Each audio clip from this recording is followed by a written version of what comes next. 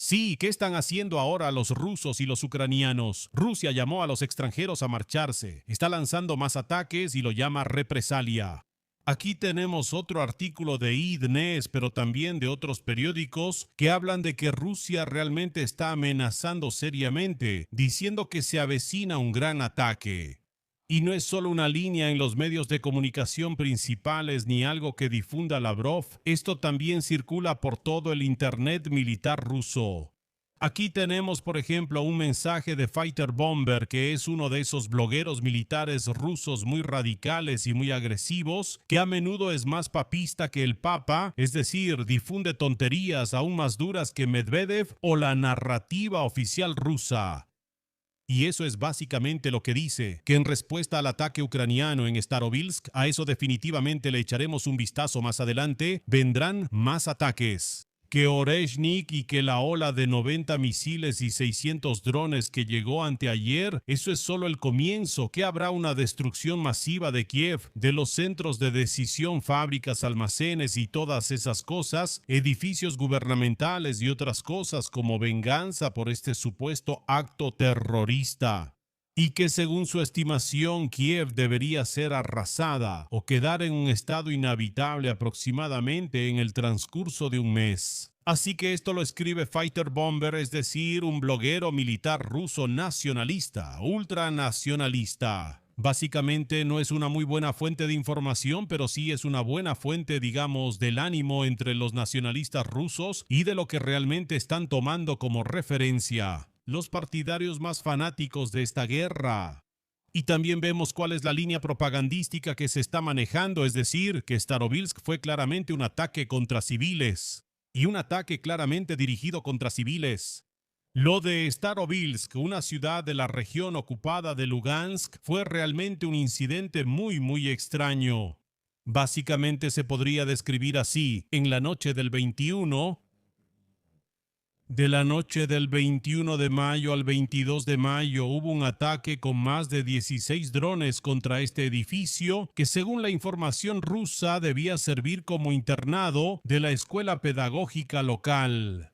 Se suponía que había más de 80 estudiantes allí, en su mayoría chicas de entre 14 y 19 años, y después de que los ucranianos atacaron con 16 drones, se supone que 21 de estas chicas murieron y que había más allí. Decenas y decenas de personas gravemente heridas y por eso, según lo que llegaba desde Rusia, el número de muertos iba aumentando. Pero eso es normal cuando realmente hay un ataque a un edificio lleno de gente. El edificio se derrumba y simplemente los vas encontrando o lamentablemente los heridos mueren. Así que esto es básicamente el juego ruso, la carta rusa que ellos sacan y cómo lo presentan, que se trató de un ataque ucraniano a infraestructura civil, donde murieron 21 menores, 21 niñas, básicamente muchachas.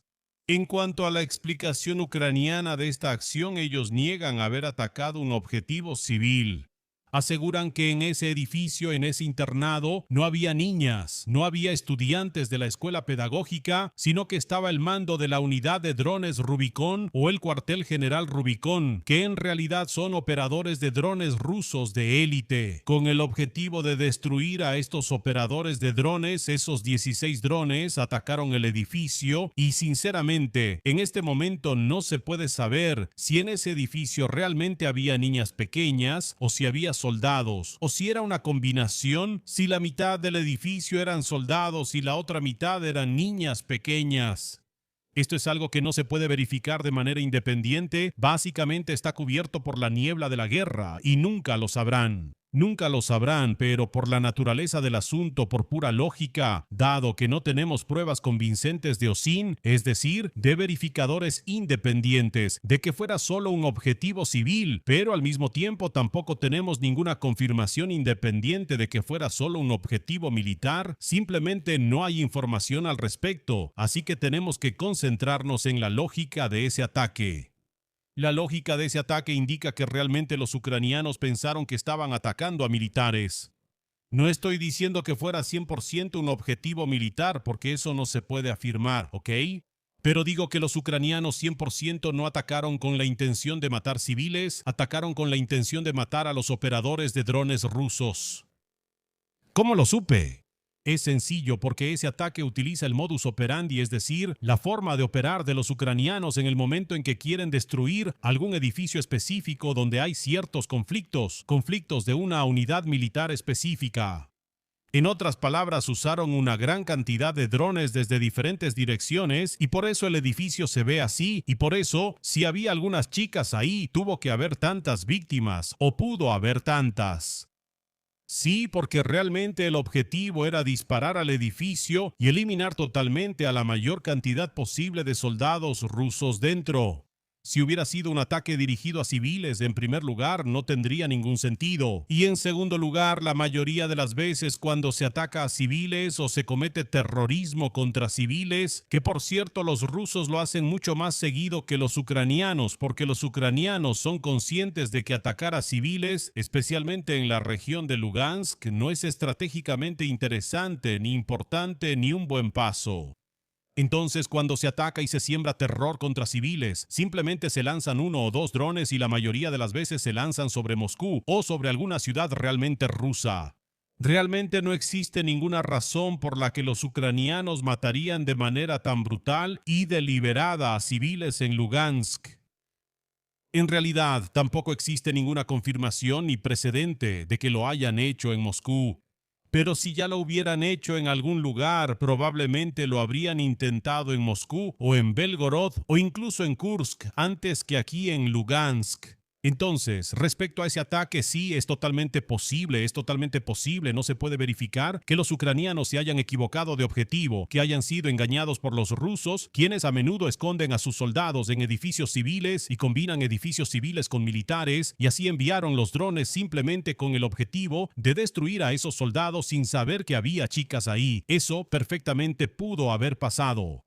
Sin embargo, de eso en realidad ni siquiera queríamos hablar mucho hoy. Queríamos hablar sobre por qué Rusia está evacuando a sus diplomáticos, a su gente de Kiev y por qué también está pidiendo a las organizaciones internacionales que se vayan de Kiev.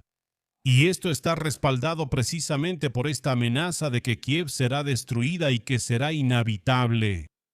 Aquí tenemos, por ejemplo, otro artículo de Chete. Rusia anunció nuevos ataques a Kiev, llama a los extranjeros a irse, así que hay mucho de esto, los medios están llenos de esto. Y la gente ya están especulando sobre qué podría ser, qué podrían hacer los rusos. En primer lugar, yo descartaría instantáneamente la bomba atómica, ¿sí? Arma atómica, descártenla de inmediato, eso es algo en lo que los rusos no se van a meter, ese es un capítulo cerrado. Básicamente saben muy bien cuál es la posición de China respecto al uso nuclear en Ucrania. Saben muy bien lo que haría la OTAN con la flota báltica rusa si los rusos usaran un arma nuclear en Ucrania, aunque fuera táctica. Así que, en ese sentido, pueden descartar completamente las armas nucleares, no se van a usar. Lo que sí puede hacerse, y con lo que el Kremlin ya está amenazando, es que podrían usar ataques con misiles más dirigidos, ataques con drones más frecuentes enfocados principalmente en Kiev, con el objetivo de desmoralizar e intimidar a la población de Kiev, ese centro de poder. Lavrov dijo que atacarán los centros de poder, eso significa edificios gubernamentales, que yo sepa, los edificios del presidente, de los ministros y del mando, y así sucesivamente. Al mismo tiempo dijo que atacarán el complejo militar industrial, lo que significa que principalmente buscarán fábricas de drones o talleres donde se fabrican drones, buscarán fábricas donde se fabrican misiles y, en general, donde se fabrican armas. En este sentido, no esperaría ningún acontecimiento fundamentalmente diferente de los que hemos presenciado en el pasado. Los rusos ahora dispararon sus misiles, usaron algún Oreshnik, tal vez usaron 2, uno no llegó, sí, teóricamente, pero 100% usaron un Oreshnik, un montón de misiles.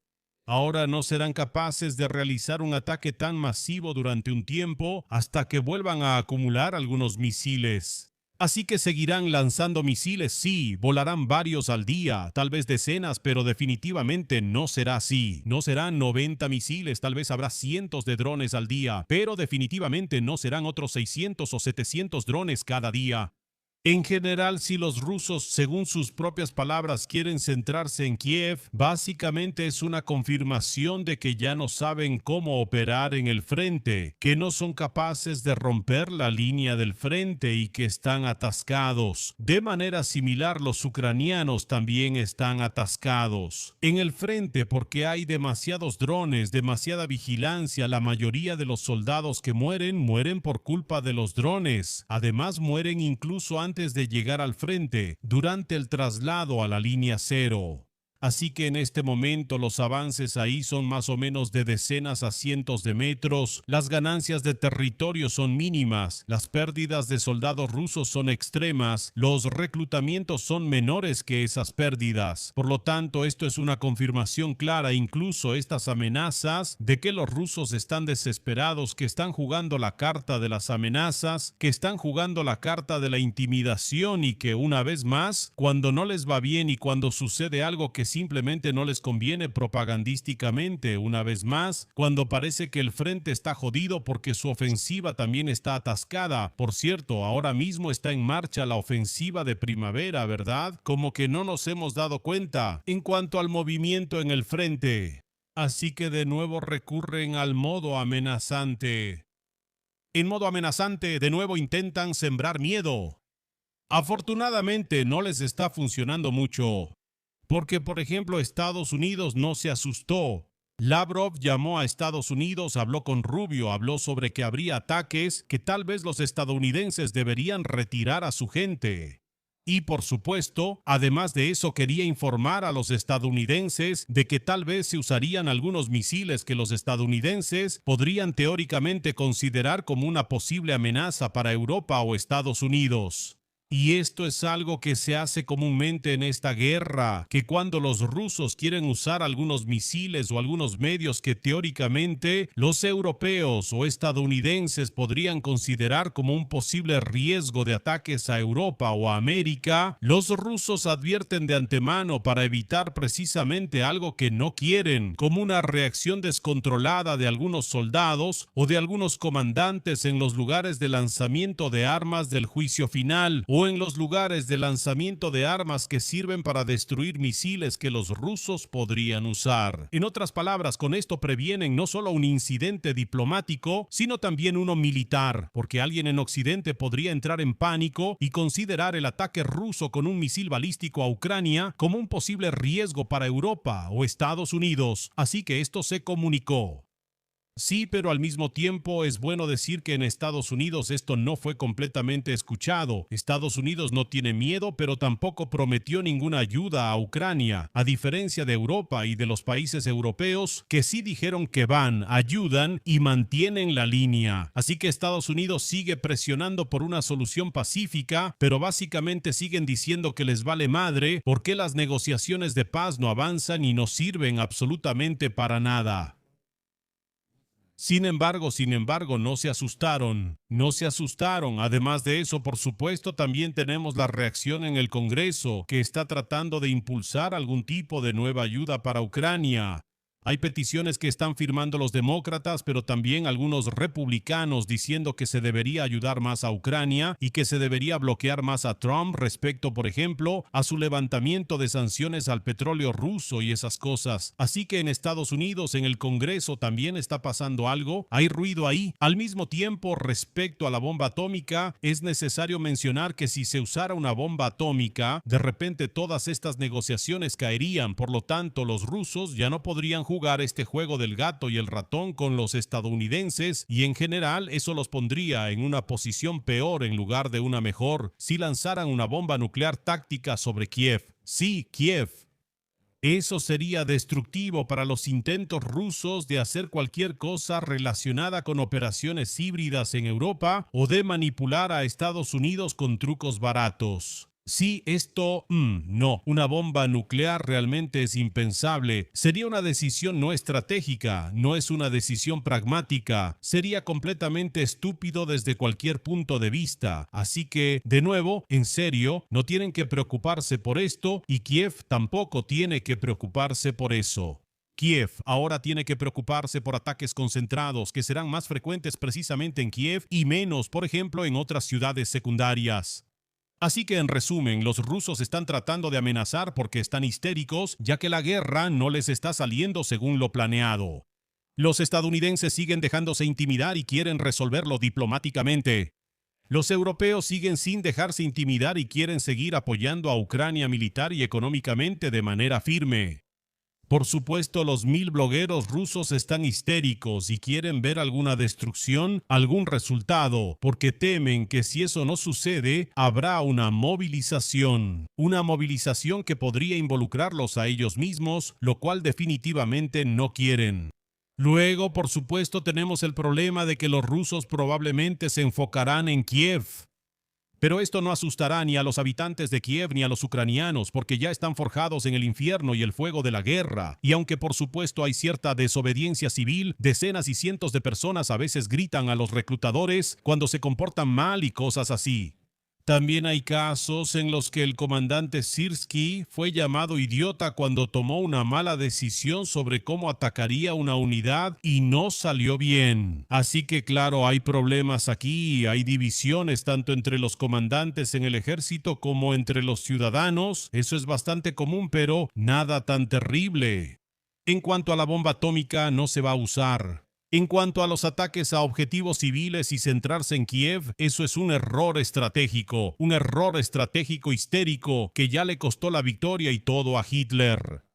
De nuevo, esto funcionará más como un elemento unificador y cohesivo para los ucranianos en lugar de hacerlos caer de rodillas. En general, la lógica que usan los rusos de que van a hacer que una nación que se defiende después de 5 años de guerra caiga de rodillas bombardeando sus ciudades es absolutamente, pero absolutamente errónea. En lugar de eso, tal vez deberían enfocarse en que los rusos, a quienes la guerra no les había afectado durante los últimos 5 años, si no querían que les afectara, ahora empiezan a sentir que la guerra está ahí, ya sea porque los ucranianos atacan cada vez más seguido las ciudades, o por la forma en que los soldados no regresan a casa, cómo aumentan las pérdidas, cómo suben los precios, cómo disminuye la disponibilidad de productos y todas esas cosas. Así que en ese sentido, Rusia tiene un problema mucho mayor con la estabilidad de su propia población de lo que siquiera admite, y quiere provocar inestabilidad también en Ucrania.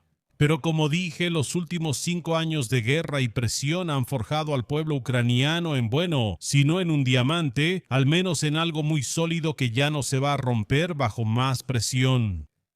Así están las cosas, damas y caballeros, apoyen la unidad de Europa, apoyen la unidad, jaja, soluciones diplomáticas. Soluciones diplomáticas de los Estados Unidos, apoyen la resiliencia de Ucrania y no se arrodillen ante la agresión. Que estén muy bien, apoyen también este contenido a través de los códigos QR aquí, pueden enviar algún shekel o incluso coronas, euros, rublos, no acepto. También pueden, por supuesto, seguirme en otras redes sociales, dar like aquí, compartir y escribir un comentario. Si aún no lo han escrito, dejen todo su enojo por cómo me atreví a decir algunas cosas y nos vemos en los próximos videos. Así que estén muy bien, vayan a los streams y seguimos adelante.